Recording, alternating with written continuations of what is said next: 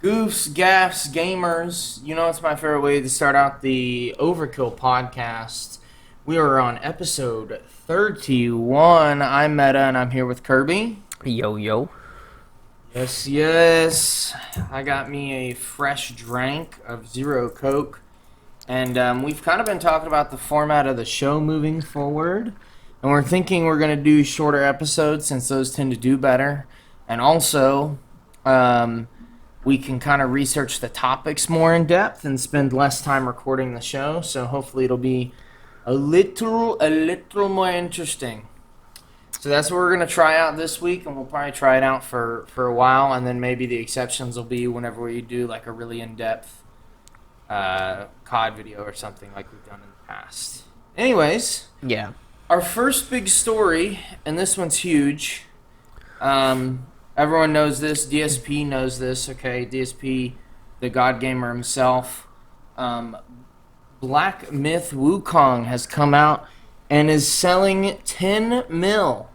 Those of y'all that are unacquainted with Black Myth Wukong, it is a open world, almost Souls-like, but less of a Souls-like, kind of more mixed in, just like with general open world games.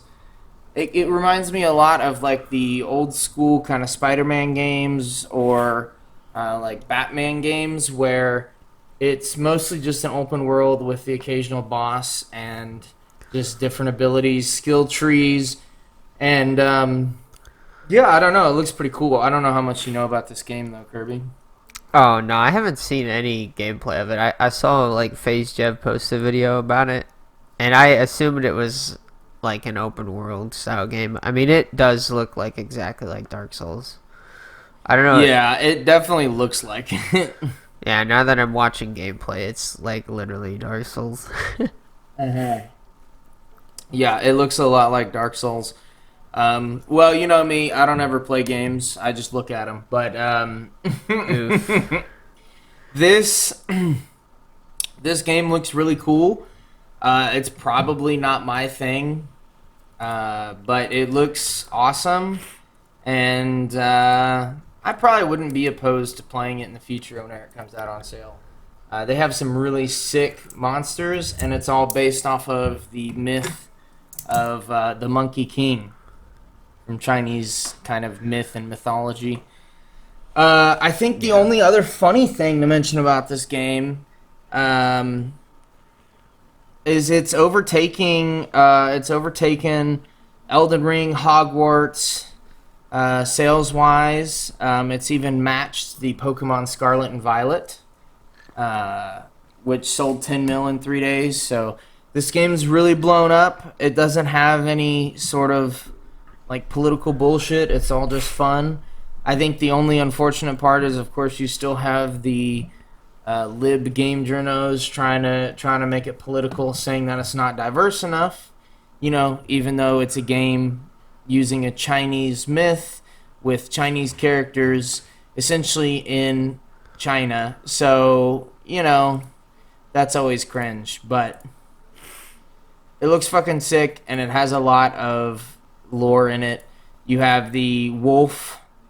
I'm not too versed on this, but I know like the wolf is part of Chinese lore, and you have the giant rats, and I don't know. It just looks really cool. It looks fun. Ooh, a tiger. Yeah, Big tiger boss. yeah. It's basically your typical open world abilities and skill trees. I'll have to look into Looks it. cool. If it's a little easier than, like, It is. Elden Ring or like any of the Dark Souls games, I'll probably pick it up because I've It's a lot bought easier. the Dark Souls games and then I just never complete them. Right. Yeah. Sorry if you hear any sniffles. It's kind of the start of the How allergy fucking dare seasons, dude. It's pretty rough. How fucking dare you sniffle in my presence? This is another game. I don't even know if Kirby knows this reference or this game. In fact, I still have it. I pulled it out a couple days ago, and then I just happened to see this story. But in 2010, there was a game called My Sims. and it was released, as far as I remember, on the DS, and it is.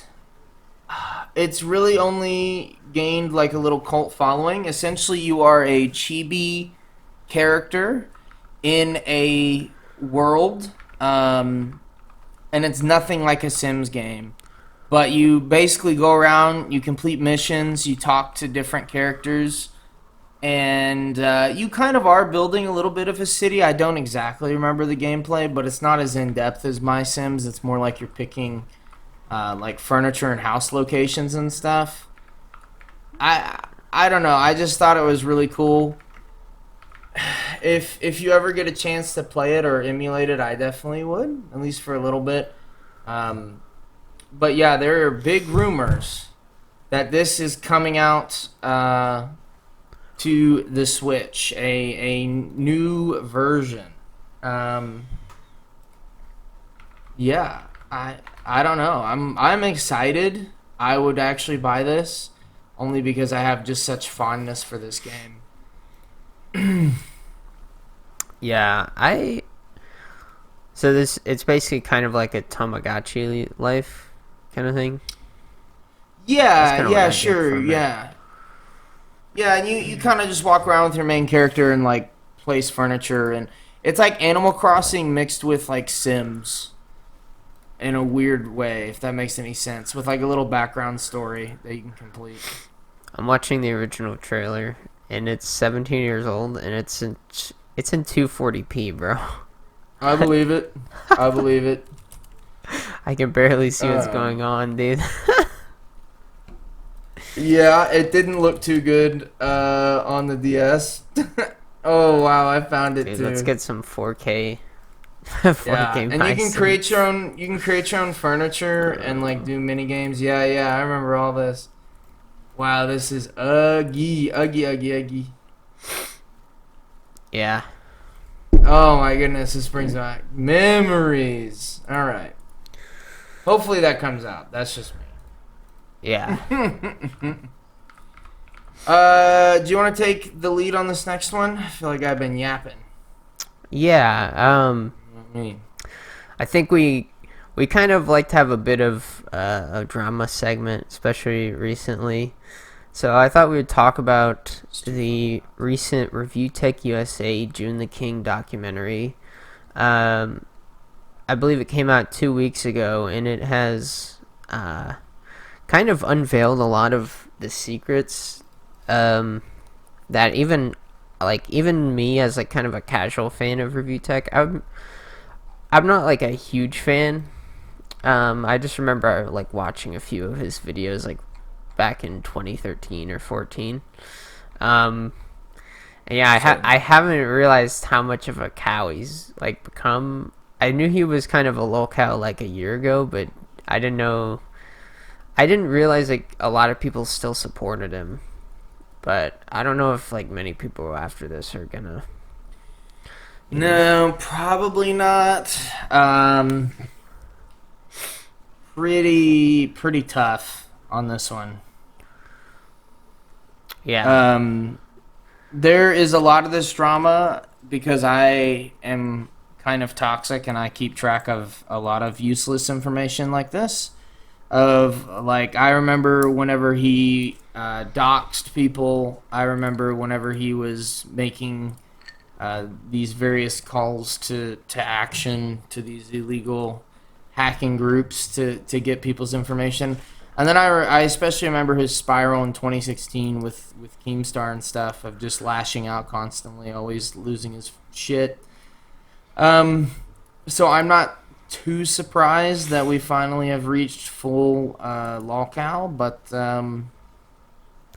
yeah. And as always, I think we hesitate a little bit to cover stuff like this because it's kind of like it kind of like spreads like a disease. Yeah. Yeah, I think for me, like, the biggest, I guess the most, like, scummy actions was, like, the Big Cheese thing, where Big Cheese sent him a computer, and then in return, for the computer review tech would basically like give have ads on his channel, 3 a week for 6 months, and then you'd also pay Big Cheese $200, which for like a nice gaming PC, that's pretty good. But within like the first week of getting the the computer, you only did like one ad, and so Big Cheese got angry, and then eventually I believe Rich gave him the computer back, and then he also gave him $200, but it was like a year or two after some bullying. Yeah. From the Big Cheese Crusaders, but yeah, there's a lot of lore. Yeah, and then even after Big Cheese got the computer back, like the trolls went after Big Cheese actually, which is kind of funny. Which I guess shit. The toxicity does kind of spread. Yeah, I know. Holy moly! And then also like the situation with like his editor Jay, because like Jay was part of the 3 Kilobyte guys, and he like gave Review Tech a shout out way back in the day, and then he became his editor, and he's like been with him for so long, and then like Rich backstabbing him like at the last moment, and then telling him that he's ungrateful. I was like, it's just like pretty so beige. Scummy. No, I'm just kidding. I've never that to me was probably the worst part, but yeah, I think I remember seeing like the Keemstar stuff. But yeah. Well, and I think as it relates to our podcast, I think we both had our Review Tech USA like period. It was kind of like whenever Camelot and them were blowing up for me and Fanta TV, he goes by. But all these people that like used to work at like GameStop and Best Buy or whatever, and they would just make videos about like gaming. Well, Rich's videos were always kind of boring as hell. And this is one of the reasons that I think we're changing the podcast too, is we're really trying to understand these stories and give more of an interesting perspective on like the stuff we care about instead of just trying to pick out some new stuff. Because Rich would essentially pull up an article from like Kotaku or Game Rant or GameSpot or whatever, and essentially just read the article, not really add anything, and then just go on some random tirade that wasn't interesting at all. I know, but yeah, I get that, but like at the same time, I think he should have stayed with like his content, because he eventually just like stopped posting, and then he would only do live streams, and then he started like that music channel, and then now he LARPs all day, and then he like drinks THC what do you call it, THC drinks, and smokes weed, and it's like, bro, it's so sad. I've never seen like it's just such a sad existence watching his streams now. Yeah, I mean, I don't get any pleasure from it. It's not my thing to watch people suffer like that. Yeah. But yeah, I think over time too, I know I definitely watching his videos, I also kind of lost interest, because at some point I'm like, oh, he's just reading shit. Like, he doesn't really have anything to provide. Yeah. And that's what we're going to change. We're going to start providing better content, baby. Let's see here. I will let you take this next one if we want to move on from Rich. I mean, unless you got any more, I don't know. No, I think that's about it. Yeah, Rich is memer. Oof. Yeah, I think. Well, with this next game, I found this game because number one, it reminds me of a game that one of our friends would probably like to play, because it has a female main character, but and it's anime, but did him absolutely dirty. It's a game called Infinite Nikki. Now, this game was it was revealed 2 months ago, and it's already has 20 million pre-orders. I guess pre-registrations, whatever that means. I'm not sure if it's.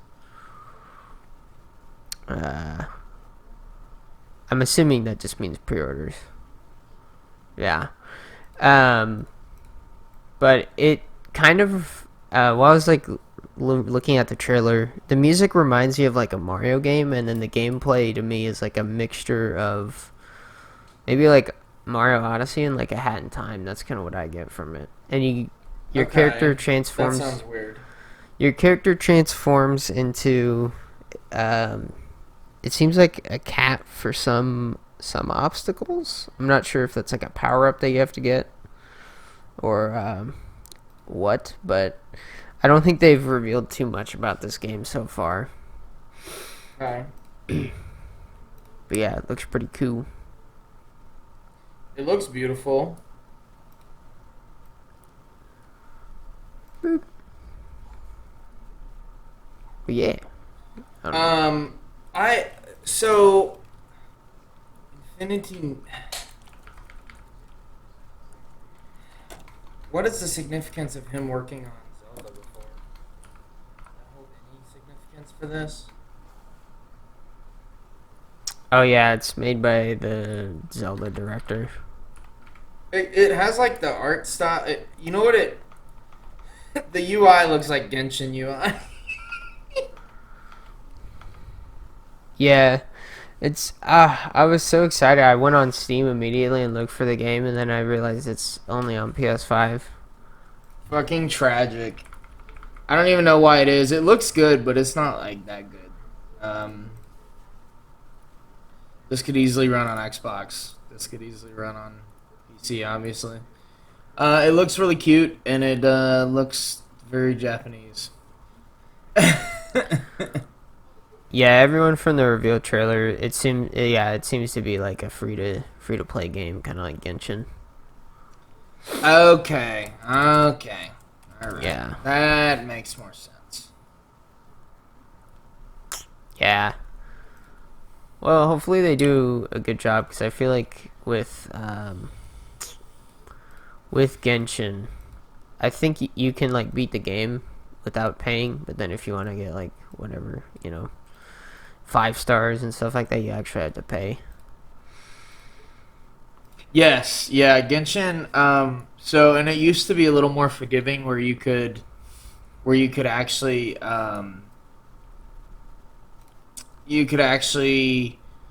like build up a team of 4 stars without paying and like do pretty well, and then they realized that everyone like me was doing that, and they got rid of it. So, my issue with free to play games, especially ones that are Japanese, is that, and I mean the American ones have their own issues, but like the issue with the Japanese ones is they tend to really fuck you and not care. And they're like, well, should have paid money for the game if you wanted it so badly, bitch. just to keep it honest with you, that's what it feels like. Yeah. Fucking yeah.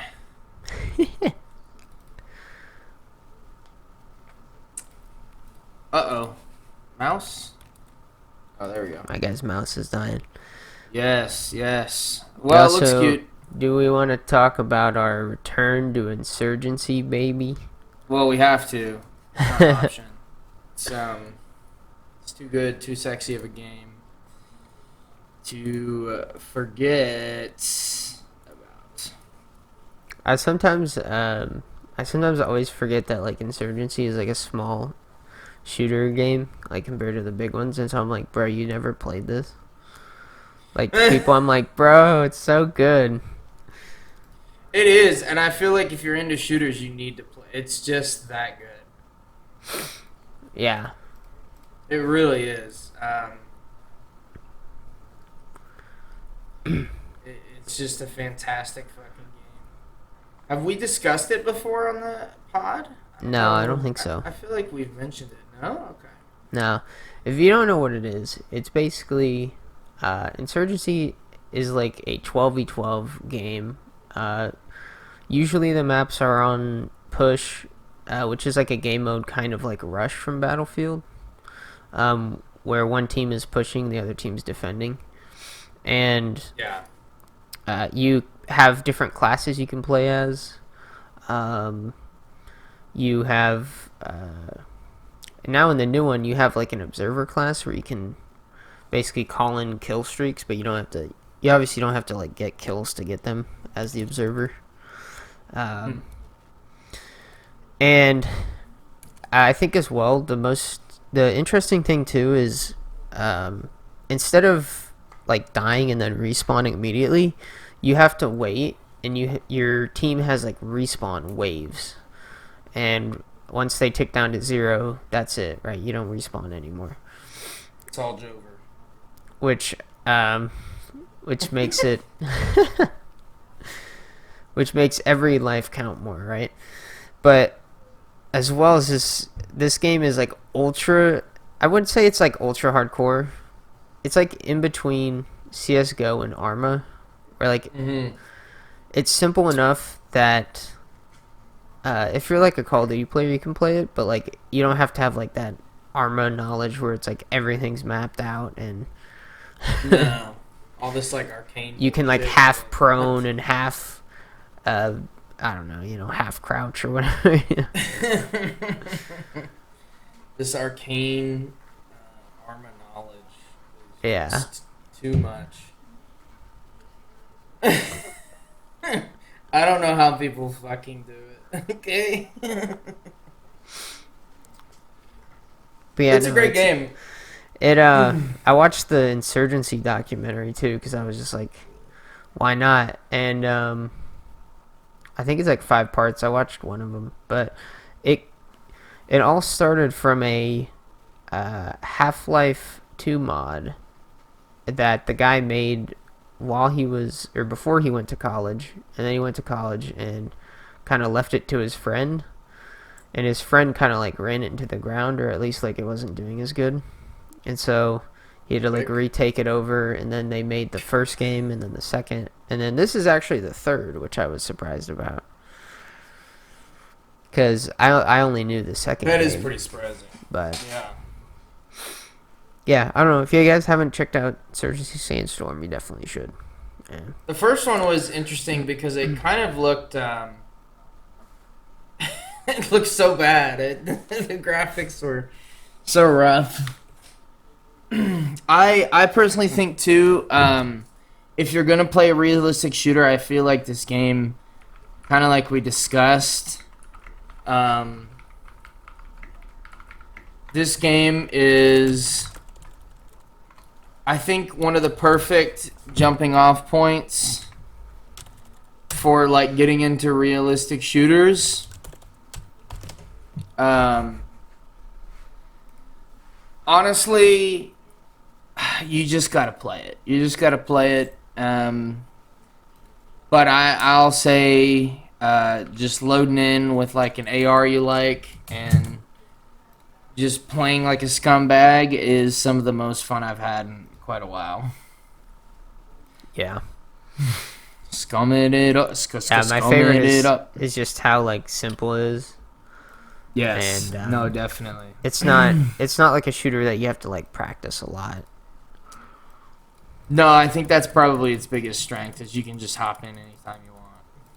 Yeah. Speaking of hopping in anytime you want, giggity. I have gone down my latest likely autistic rabbit hole of games. And my newest obsession has been pinball. Why? Don't know.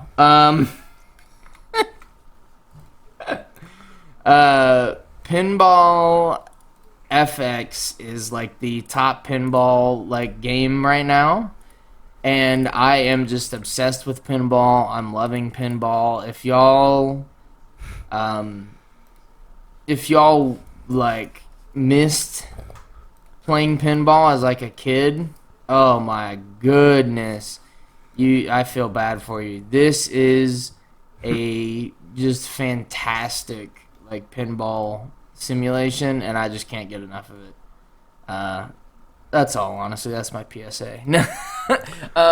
Pinball is a game that is played by like completing objectives and going through certain paths at certain times repeatedly and hitting different objectives repeatedly, which sounds really boring. And if you're a Zoomer, it might be, but honestly, it's so rewarding, so satisfying, and I don't know. I hope to have more to talk about next week. I just haven't had my time to play a ton of it.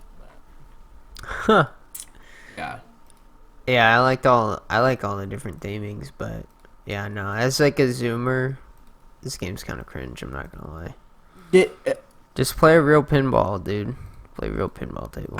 Oh yeah, go buy a machine for 10 grand. Yeah, 7 grand. Yeah.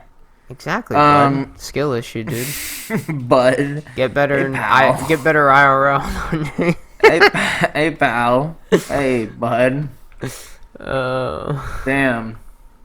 Savage. Now did my mouse die? Oh goodness. All right.